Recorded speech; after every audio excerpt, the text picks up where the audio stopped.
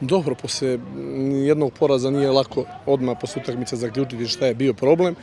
Utakmica teška kao što smo i očekivali, početak prvenstva, niti znamo još svoju snagu jer skroz nova ekipa odnosno Super ligu, niti znamo snagu protivnika, tako da smo znali da će biti teška utakmica kao što je bila, ne mnogo lijepa, više fajterska teška utakmica.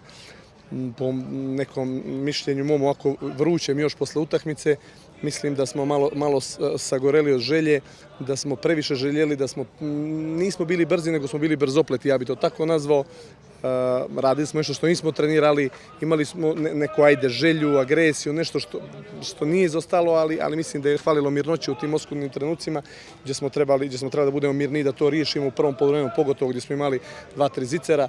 Na kraju, u najgorem trenutku, pred kraj poluvremena, taj penal, nesmotrenost naša i ništa. Protivniku tvrda utakmica, poželio bih sve najbolje, pobjeda ko pobjeda. Zasluženo, to je sad manje bitno. Čestitam ekipi Timoka na pobjedi i želim sve najbolje u nastavku prvenstva.